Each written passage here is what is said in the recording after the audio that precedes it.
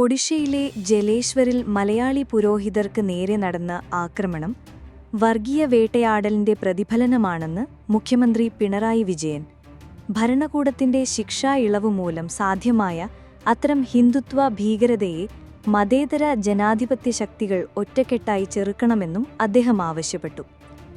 കന്യാസ്ത്രീകൾക്കും മലയാളി വൈദികർക്കും മർദ്ദനമേറ്റ സംഭവത്തിൽ പ്രതികരിച്ച് വിദ്യാഭ്യാസ വകുപ്പ് മന്ത്രി വി ശിവൻകുട്ടി. കേക്ക് രാഷ്ട്രീയത്തിന്റെ തടവുകാരോട് എന്ന് തുടങ്ങുന്ന ഫേസ്ബുക്ക് പോസ്റ്റിൽ അക്രമത്തെ അതിശക്തമായി അപലപിക്കുന്നുവെന്നും ഇനിയെങ്കിലും ആട്ടിൻതോലിട്ട ചെന്നായ്ക്കളെ തിരിച്ചറിയണമെന്നും അദ്ദേഹം ആവശ്യപ്പെട്ടു. മതപരിവർത്തനവും മനുഷ്യക്കടത്തും ആരോപിക്കപ്പെട്ട് ഛത്തീസ്ഗഡിൽ മലയാളി കന്യാസ്ത്രീകൾ അറസ്റ്റിലായ സംഭവത്തിലും അതിനുശേഷം ഒഡീഷയിലും ബീഹാറിലും അടക്കം കന്യാസ്ത്രീകൾക്കും വൈദികർക്ക് നേരെ അതിക്രമമുണ്ടായ സംഭവങ്ങളിലുമടക്കം പ്രതികരിക്കാതിരുന്ന കേന്ദ്രമന്ത്രി സുരേഷ് ഗോപിക്കെതിരെ പരോക്ഷ പരിഹാസവുമായി ഓർത്തഡോക്സ് സഭാ ഭദ്രാസനാധിപൻ യൂഹാനോൻ മാർ മിലിത്തിയോസ് മെത്രാപ്പോലീത്ത. ഞങ്ങൾ തൃശൂരുകാർ തിരഞ്ഞെടുത്ത് ഡൽഹിയിലേക്ക് അയച്ചൊരു നടനെ കാണാനില്ല, പോലീസിൽ അറിയിക്കണമോ എന്ന ആശങ്ക എന്ന് അദ്ദേഹം ഫേസ്ബുക്കിൽ കുറിച്ചു. ഡോക്ടർ ഹാരിസിനെ സംശയനിഴലിൽ നിർത്തിയ കണ്ടെത്തലിൽ വഴിത്തിരിവ്. ബോക്സിലുണ്ടായിരുന്നത് കാണാതായ ഉപകരണത്തിന്റെ ബില്ലല്ലെന്നും നെഫ്രോസ്കോപ്പ് എന്ന ഉപകരണം പരിശോധിച്ചതിന്റെ ഡെലിവറി ചെലാനായിരുന്നുവെന്നും കൊച്ചിയിലെ സ്ഥാപന ഉടമ വ്യക്തമാക്കി. കാണാതായ ഉപകരണത്തിന് പകരം പുതിയത് വാങ്ങിയതിന്റെ ബില്ലു അല്ലെന്നും കമ്പനി വ്യക്തമാക്കി. തിരുവനന്തപുരത്തെ ബ്രഹ്മോസ് എയറോസ്പേസ് നിർമ്മാണ സ്ഥാപനം നിലനിർത്തണമെന്നാവശ്യപ്പെട്ട് കേന്ദ്ര പ്രതിരോധ മന്ത്രി രാജ്നാഥ് സിംഗിന് കത്തെഴുതി മുഖ്യമന്ത്രി പിണറായി വിജയൻ. തിരുവനന്തപുരത്തെ ബ്രഹ്മോസ് എയറോസ്പേസിനെ മാതൃകമ്പനിയായ ബ്രഹ്മോസ് എയറോസ്പേസ് പ്രൈവറ്റ് ലിമിറ്റഡിൽ നിന്ന് വേർപെടുത്താൻ കേന്ദ്ര പ്രതിരോധ മന്ത്രാലയം നടപടികൾ ആരംഭിച്ചിരിക്കുന്നുവെന്നുള്ള വിവരം ആശങ്കാജനകമാണെന്ന് കത്തിൽ മുഖ്യമന്ത്രി ചൂണ്ടിക്കാട്ടി. സംസ്ഥാനത്ത് ദേശീയപാത 66ന്റെ പ്രവർത്തനങ്ങൾ സമയബന്ധിതമായി പൂർത്തിയാക്കണമെന്ന് മന്ത്രി പി.എ. മുഹമ്മദ് റിയാസ് നിർദ്ദേശം നൽകി. പ്രവൃത്തികളിൽ ഗുണനിലവാരം ഉറപ്പുവരുത്തണമെന്നും മന്ത്രി നിർദ്ദേശിച്ചു. ദേശീയപാത പ്രവൃത്തികൾ അവലോകനം ചെയ്യാൻ ചേർന്ന ഉന്നതതല യോഗത്തിലാണ് മന്ത്രി ദേശീയപാത അതോറിറ്റി ഉദ്യോഗസ്ഥർക്ക് ഈ നിർദ്ദേശം നൽകിയത്. ശബരിമല തീർത്ഥാടനത്തിന് മുന്നോടിയായുള്ള പ്രവർത്തനങ്ങൾ ഏകോപിപ്പിക്കാൻ പൊതുമരാമത്ത് വകുപ്പിൽ പ്രത്യേക കോർ ടീം രൂപീകരിച്ചതായി മന്ത്രി പി.എ. മുഹമ്മദ് റിയാസ് അറിയിച്ചു. ശബരിമല തീർത്ഥാടന കാലത്തിന് മുന്നോടിയായുള്ള പ്രവൃത്തി വിലയിരുത്തലിനായി ചേർന്ന ഉന്നതതല യോഗത്തിലാണ് ഈ തീരുമാനമെടുത്തത്. ഓരോ ജില്ലകളിലും പ്രവൃത്തി വിലയിരുത്തുന്നതിനുള്ള ചുമതല ഓരോ ചീഫ് എഞ്ചിനീയർമാർക്കായി നൽകി. വെളിച്ചെണ്ണ ഉൾപ്പെടെയുള്ള സാധനങ്ങളുടെ വിലക്കയറ്റത്തിനെതിരെ മന്ത്രി ജി.ആർ. അനിലിന് CPI-യിൽ രൂക്ഷ വിമർശനം. വിലക്കയറ്റകാലത്ത് ഭക്ഷ്യവകുപ്പ് നോക്കുകുത്തിയായെന്നും വില നിയന്ത്രിക്കുന്നതിന് ഇടപെടലുകൾ ഉണ്ടായില്ല എന്നുമാണ് വിമർശനം. തിരുവനന്തപുരം ജില്ലാ സമ്മേളനത്തിലാണ് മന്ത്രിക്കെതിരെ രൂക്ഷ വിമർശനമുണ്ടായത്. KPCC പുനർസംഘടനയ്ക്കും DCC അധ്യക്ഷന്മാരെ മാറ്റാനും പട്ടിക വെട്ടിച്ചുരുക്കാൻ KPCC നേതൃത്വം തീരുമാനിച്ചു. AICC നിർദ്ദേശപ്രകാരം പട്ടിക വെട്ടിച്ചുരുക്കാൻ വീണ്ടും ചർച്ച നടത്താനാണ് തീരുമാനം. കേരളത്തിൽ പലവട്ടവും ഡൽഹിയിൽ 3 ദിവസവും നടത്തിയ പുനർസംഘടനാ ചർച്ച തീരുമാനമായിരുന്നില്ല. എത്ര DCC അധ്യക്ഷന്മാരെ മാറ്റണമെന്നതിലും ഇനിയും തീർപ്പായിട്ടില്ല. സ്വകാര്യ ബസ്സുകളുടെ മത്സരയോട്ടവും അപകടങ്ങളും നിത്യസംഭവമായ പശ്ചാത്തലത്തിൽ ബസ്സുകളുടെ സമയക്രമം മാറ്റാൻ നിർദ്ദേശവുമായി കേരള ഹൈക്കോടതി.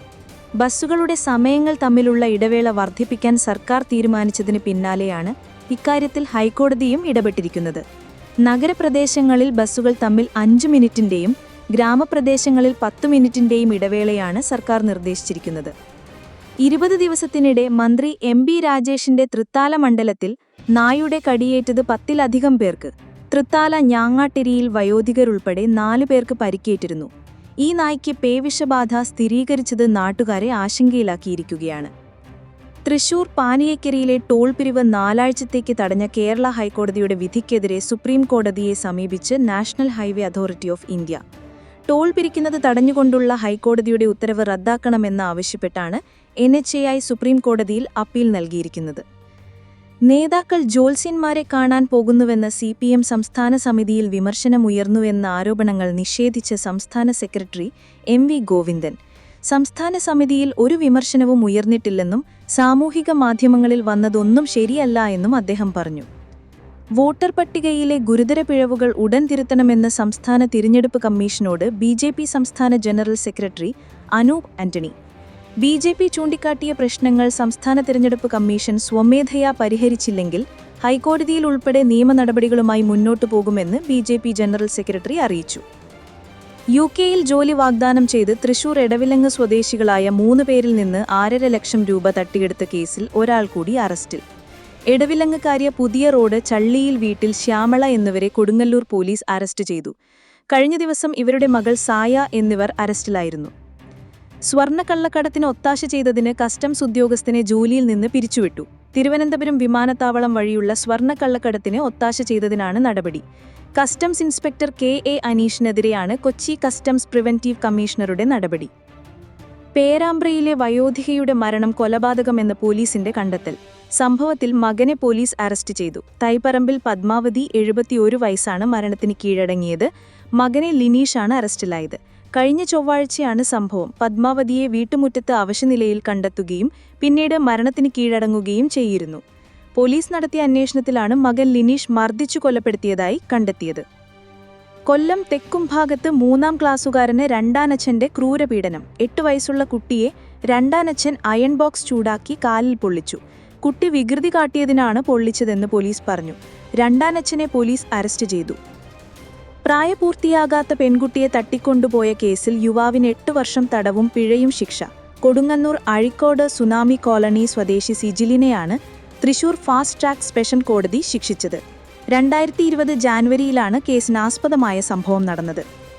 4ാം ക്ലാസ് വിദ്യാർത്ഥിനിയെ ക്രൂരമായി മർദ്ദിച്ച കേസിലെ പിതാവിനെയും രണ്ടാനമ്മയെയും ചെങ്ങന്നൂർ ഡിവൈഎസ്പി എം.കെ. ബിനുകുമാർ എന്നിവരുടെ നേതൃത്വത്തിലുള്ള പോലീസ് സംഘം പിടിച്ചുകൂടി. ആലപ്പുഴ ആദിക്കാട്ട് കുളങ്ങര, കഞ്ചുകോട്, പൂവണ്ണം തടത്തിൽ അൻസാർ, 2ാം ഭാര്യ ഷെഫീന എന്നിവർ പിടിയിലായി. അൻസാറിനെ പത്തനംതിട്ട ജില്ലയിലെ കടമാൻകുടത്ത് നിന്നും ഷെഫീനയെ കൊല്ലം ജില്ലയിലെ ചക്കുവള്ളിയിൽ നിന്നുമാണ് പിടിച്ചുകൂടിയത്. ഭർത്താവിനെ കൊലപ്പെടുത്തിയ കേസിൽ സ്ത്രീയടക്കം 3 പേരെ പോലീസ് പിടിച്ചുകൂടി. തെലങ്കാനയിലെ കരിംനഗറിലെ സമ്പത്തിനെ കൊലപ്പെടുത്തിയ കേസിലാണ് ഭാര്യ രമാദേവി, കാമുകൻ കെ. രാജയ്യ, ഇയാളുടെ സുഹൃത്ത് ശ്രീനിവാസ് എന്നിവരെയാണ് പോലീസ് പിടിച്ചുകൂടിയത്. യൂട്യൂബിലെ വീഡിയോ മാതൃകയാക്കി വിഷം ചെവിയിലൂടെ ഒഴിച്ചുകൊടുത്താണ് പ്രതികൾ സമ്പത്തിനെ വധിച്ചത്.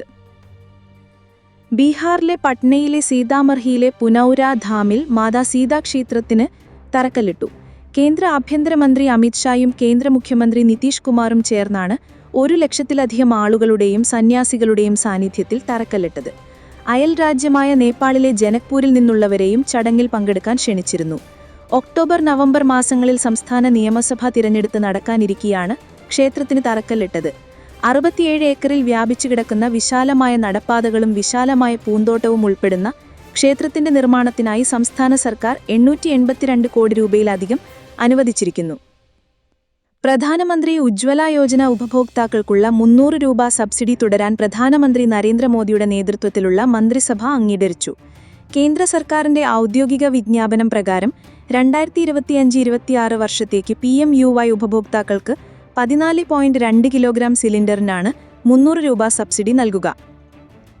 ആഗോള വ്യാപാര സംഘർഷങ്ങൾക്കിടയിൽ ഇന്ത്യൻ ഉൽപ്പന്നങ്ങൾക്ക് 25% അധിക തീരുവ ചുമത്താനുള്ള US തീരുമാനത്തിൽ പ്രതികരിച്ച കേന്ദ്ര വാണിജ്യ മന്ത്രി പീയൂഷ് ഗോയൽ, ഇന്ത്യ ആർക്കു മുന്നിലും മുട്ടുകൊട്ടുകയില്ല എന്നും അദ്ദേഹം പറഞ്ഞു. ഇന്ത്യ ടുഡേ സംഘടിപ്പിച്ച പരിപാടിയിൽ പങ്കെടുത്ത് സംസാരിക്കുകയായിരുന്നു. അമേരിക്കൻ പ്രസിഡന്റ് ഡൊണാൾഡ് ട്രംപ് ഇന്ത്യയ്ക്ക് അധിക തീരുവ ഏർപ്പെടുത്തിയ നടപടിക്കിടെ റഷ്യൻ പ്രസിഡന്റ് പുടിനുമായി ഫോണിൽ സംസാരിച്ച പ്രധാനമന്ത്രി നരേന്ദ്രമോദി. യുക്രൈനുമായി ബന്ധപ്പെട്ട വിഷയങ്ങൾ ഇരു നേതാക്കളും തമ്മിൽ ചർച്ച ചെയ്തു. യുക്രൈനിലെ പുതിയ വികാസങ്ങൾ പുടിൻ എന്നെ അറിയിച്ചുവെന്ന് മോദി എക്സിൽ കുറിച്ചു. ഈ വർഷം അവസാനം പുടിനെ ഇന്ത്യയിലേക്ക് ക്ഷണിച്ചിട്ടുണ്ട് എന്നും മോദി എക്സിൽ കുറിച്ചു. പ്രതിപക്ഷ നേതാവ് രാഹുൽ ഗാന്ധിയുടെ ആരോപണങ്ങൾക്ക് വീണ്ടും മറുപടിയുമായി തിരഞ്ഞെടുപ്പ് കമ്മീഷൻ. പഴയ വീഞ്ഞ് പുതിയ കുപ്പിയിലാക്കി ഇറക്കുന്നത് പോലെയാണ് രാഹുൽ ഗാന്ധിയുടെ ആരോപണങ്ങളെന്ന് തിരഞ്ഞെടുപ്പ് കമ്മീഷൻ പ്രസ്താവനയിൽ അറിയിച്ചു. 3 സംസ്ഥാനങ്ങളിൽ വോട്ടർ പട്ടികയിൽ പേരുള്ള ആദിത്യ ശ്രീവാസ്തവയുടെ പേര് മാസങ്ങൾക്ക് മുന്നേ തിരുത്തിയതാണെന്നും തിരഞ്ഞെടുപ്പ് കമ്മീഷൻ വ്യക്തമാക്കി. തെളിവുകൾ ശരിയെങ്കിൽ പ്രതിജ്ഞാപത്രത്തിൽ ഒപ്പിട്ട് രേഖപരമായി പരാതി നൽകാൻ രാഹുൽ ഗാന്ധി തയ്യാറാകണമെന്ന് തിരഞ്ഞെടുപ്പ് കമ്മീഷൻ ആവർത്തിച്ചു.